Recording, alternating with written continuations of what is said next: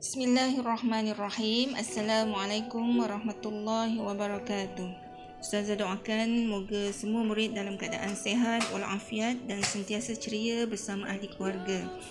Baik, pada hari ini kita akan belajar perkara jenayat darjah 6 bertajuk Ar-Riddah ataupun Murtad siri kedua ataupun bahagian 2 dengan melihat kitab jenayat muka surat 10 hingga muka surat 16.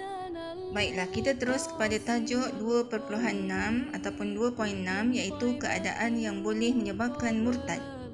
Seseorang itu boleh jatuh murtad sekiranya menghina Islam sama ada secara yang pertama, dia mempermainkan Islam dalam bentuk bersenda ataupun bergurau.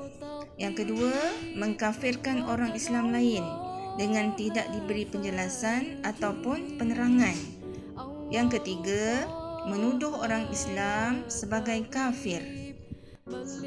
Baiklah, selain daripada itu, keadaan yang boleh menyebabkan murtad yang keempat iaitu menghina Nabi dan Rasul ataupun menafikan kerasulan Nabi dan Rasul. Yang kelima, bergurau senda yang boleh membawa kepada kafir. Jadi mempermain-mainkan hukum-hukum hakam dalam agama. Jadi peringatan untuk kita semua, semoga perkara-perkara ini tidak berlaku dalam kehidupan seharian kita. Jadi jagalah agama kita, jagalah iman kita, jagalah akidah kita. Seterusnya kita lihat di muka surat 11 iaitu keadaan yang tidak menyebabkan murtad. Okey, yang pertama, murtad tidak akan berlaku sekiranya dilakukan secara tersalah kata ataupun ucapan. Yang kedua, tidak juga menyebabkan murtad sekiranya seseorang itu diancam ataupun dipaksa melakukan perbuatan kufur.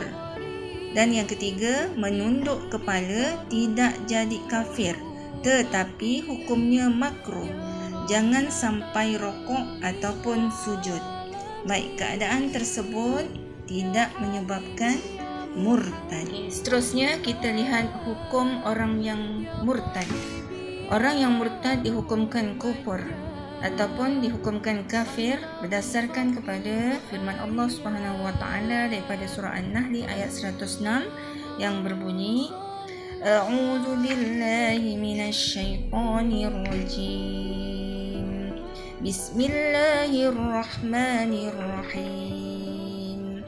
Man kafara billahi min ba'di imanihi illa man ukriha wa qalbuhu mutmainnun bil iman walakin man syaraha bil kufri sadran fa alaihim ghadabun minallah wa lahum azabun azim.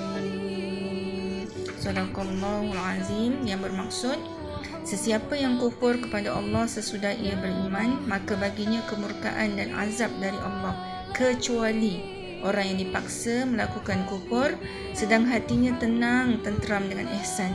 Akan tetapi sesiapa yang terbuka hatinya menerima kufur, maka atas mereka tertimpa kemurkaan dari Allah dan mereka pula beroleh azab yang besar. Baiklah, apa yang perlu dilakukan oleh seseorang yang telah melakukan perkara-perkara ataupun keadaan yang boleh menyebabkan dirinya murtad? Iaitu wajib disuruh orang yang murtad itu bertaubat dengan segera pada waktu itu juga.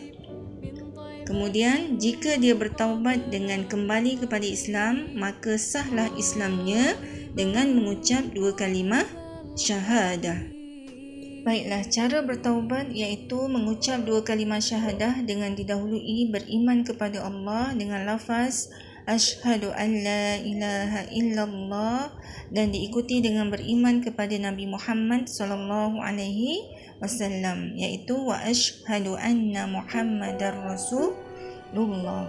Baik, itulah cara bertaubat yang telah dianjurkan ataupun yang telah ditetapkan oleh syariat sekiranya kita ataupun seseorang itu melakukan perkara-perkara yang boleh menyebabkan keluar daripada Islam ataupun boleh menyebabkan murtad. Baiklah, sekian untuk hari ini. Ustazah sudahi dengan wabillahi taufiq wal hidayah. Wassalamualaikum warahmatullahi wabarakatuh.